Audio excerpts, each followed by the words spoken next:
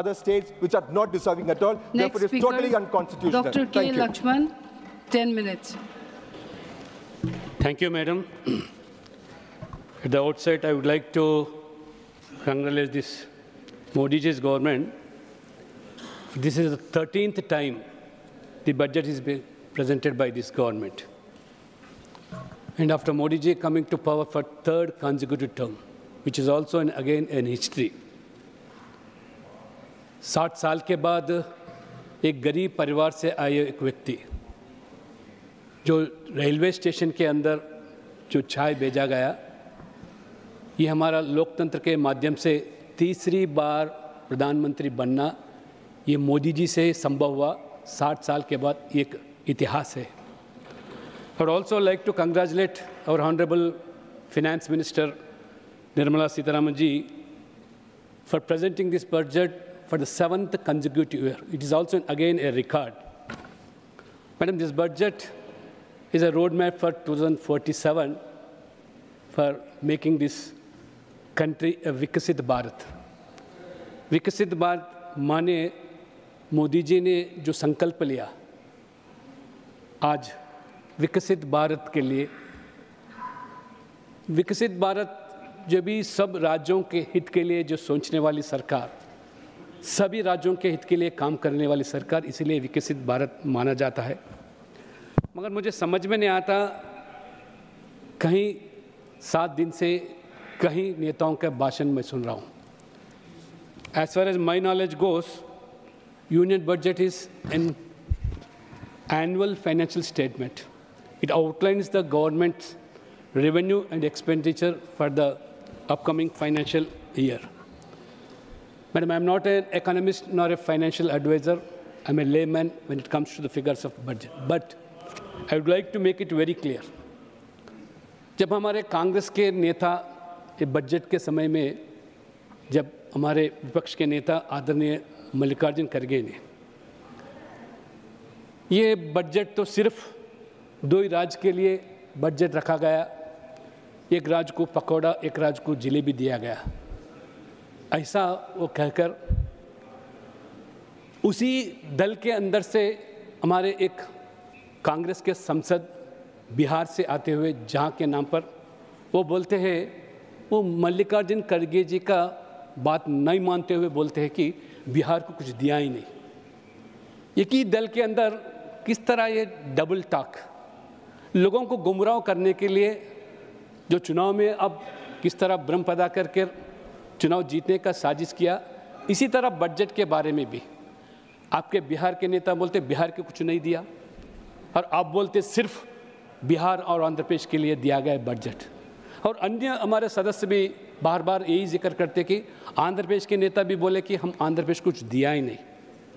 ये इससे साबित होता है ये बजट के बारे में हकीकत में सिर्फ राजनीतिक माध्यम से बोलना चाहते हैं, उसके अलावा कुछ नहीं। और अब ताजुब होता है मैं आपको बताते हुए, मैं जहाँ से आता हूँ तेलंगाना से, 4 दिन पहले वहाँ के भी बजट सेशन किया जा रहा है। वहाँ के मुख्यमंत्री यूनियन बजट पारित होने के बाद, यूनियन बजट यहाँ रखने के बाद वहाँ एक प्रस्ताव रखा गया कि ये यूनियन बजट जो है पूरा ये तेलंगाना का खिलाफ बजट लगाया गया, सिर्फ आंध्र प्रदेश और बिहार के लिए रखा गया। ये प्रस्ताव वहाँ के दोनों दल भी प्रस्ताव पारित किए और भारतीय जनता पार्टी के ऊपर कीचड़ उछालने का प्रयास किया। मगर ताजुब की बात यह है, दूसरे दिन ही जो बजट पेश किया गया, वहाँ के कांग्रेस सरकार मुख्यमंत्री वहाँ बजट में बताते हैं कि तेलंगाना के लिए लगभग 25,639.84 करोड़ ये बजट में ये यूनियन बजट से केंद्र सरकार से, मोदी जी सरकार से शेयर ऑफ सेंट्रल टैक्स के लिए बताता गया। और ग्रांट्स इन एड 21,075 रुपीज़ ये करोड़ ये बताएगा ये बजट, ये तेलंगाना सरकार। ये और बताते हैं कि तेलंगाना के लिए कुछ दिया ही नहीं। और यही आप सरकार ये बजट आपका जो budget at a glance now it is being presented by the finance minister of that state, showing that almost it comes to 70,000 crores, where Modi's government has given to Telangana.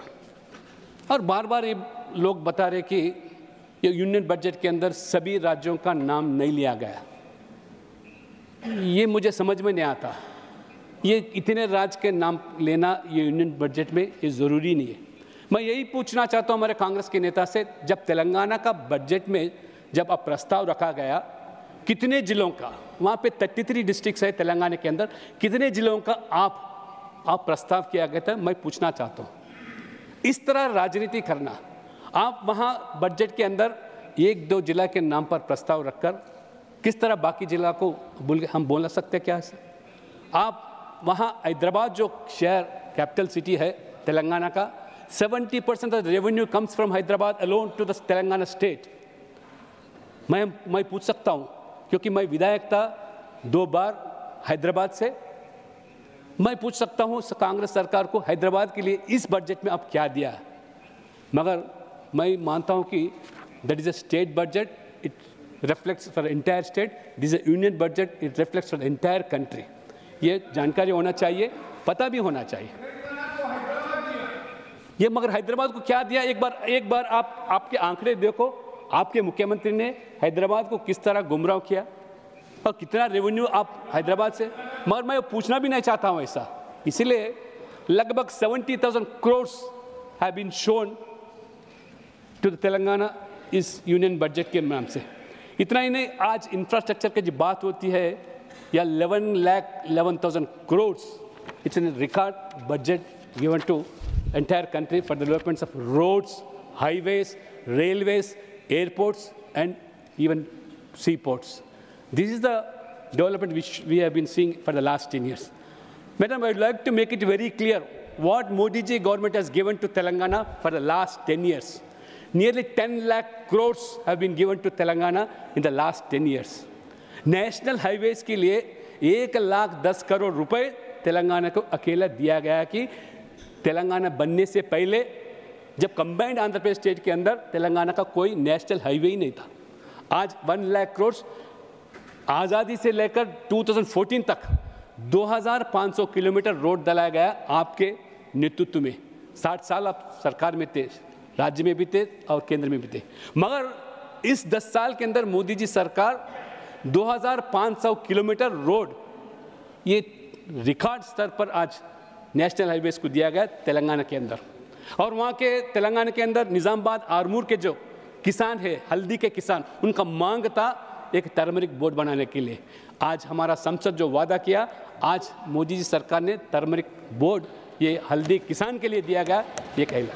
मैं पूछना चाहता हूँ हमारे कांग्रेस के नेताओं से, 70 साल तेलंगाना के लिए एक एम्स भी नहीं दे सके आप, मगर मोदी जी ने 10 साल के अंदर जो 10-70 साल में आप एक एम्स नहीं दिए गए, आज मोदी जी सरकार ने पहली बार तेलंगाना के लिए आज एम्स दिया गया, पहली बार है।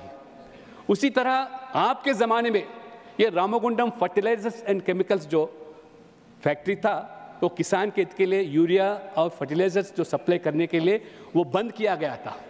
मगर मोदी जी सरकार आने के बाद 6,338 crores अलग बजट प्रावधान देकर आज रामागुंडम फर्टिलाइजर्स केमिकल फैक्ट्रीज को फिर दोबारा और रीओपनिंग किया। कई हज़ारों आज उसमें काम कर रहे हैं। उसके अलावा पूरे दक्षिण भारत के ये किसान के हित के लिए आज ऑन सप्लाई ऑन डिमांड ये आज यूरिया और फर्टिलाइजर दिया जा रहा है।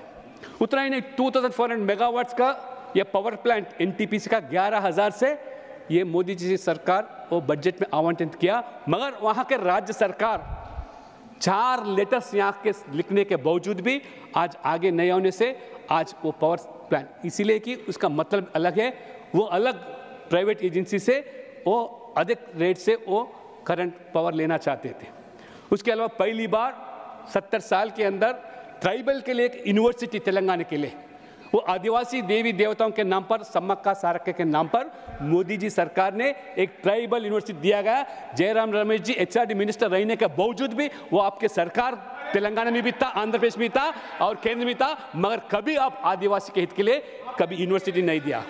आज RRR रीजनल रिंग रोड 21,000 से आज रीजनल रिंग रोड दिया जा रहा है, मगर वो भी आज राज्य सरकार वो अपना आगे आने का भी आज हम सरकार मांग करते हैं। वारंगल में वैगन मैन्युफैक्चरिंग फैक्ट्री दिया गया। उसके अलावा रेलवेज के लिए I really thank our Honorable Minister for Railways, Ashwini ji.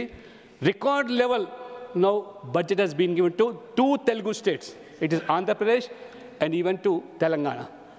Earlier, it was highest allocation to Andhra Pradesh combined state. It was only 800. Madam, my term is for 15 minutes, madam. It has been for 15 minutes. It was 884 crores only. Now, Telangana alone got 5,336 crores.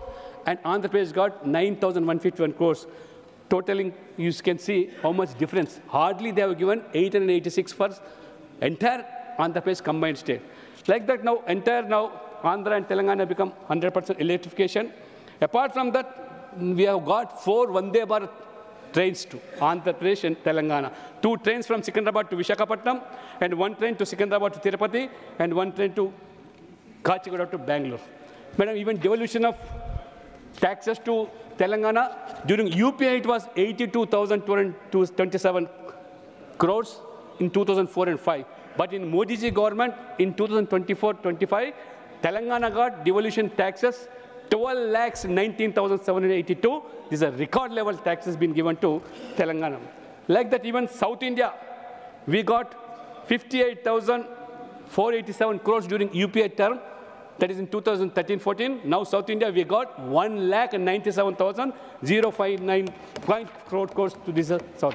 आप कांग्रेस के नेता मानते हैं दक्षिण के लिए अलग एक देश बनाना चाहते हैं।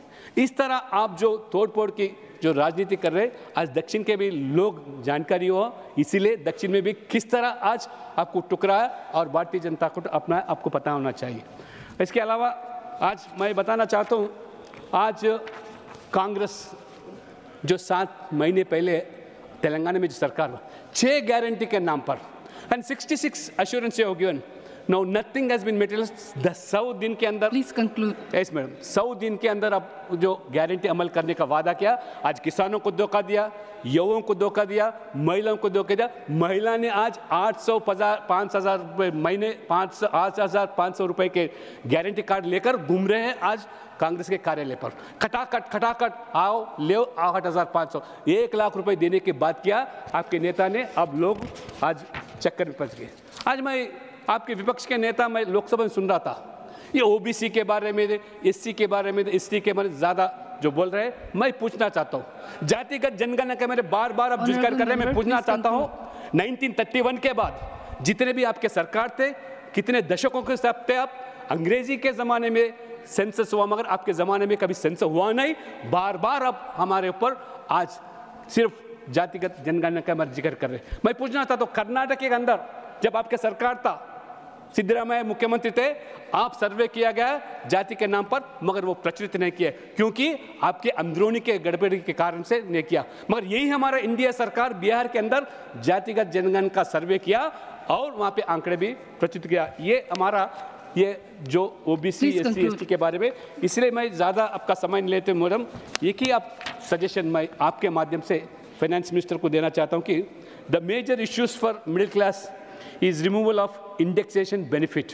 बिकॉज मैं जब हैदराबाद गया था, ये बजट पेश होने के बाद they have come to me and express their desire to see that this at least this change में भी अमेंडमेंट में given there will be an extra tax burden, hence an option should be given to the middle class for up to a certain amount of for indexation. Madam, इसीलिए मोदी जी का सरकार सबके हित के लिए सबका साथ सबका विकास जब बोलती है तो सामाजिक रूप से हो, भौगोलिक रूप से ये यूनिट जो बजट जो आज पेश किया गया, मैं उसका स्वागत करते हुए मैं धन्यवाद करता हूँ। धन्यवाद। Thank you honourable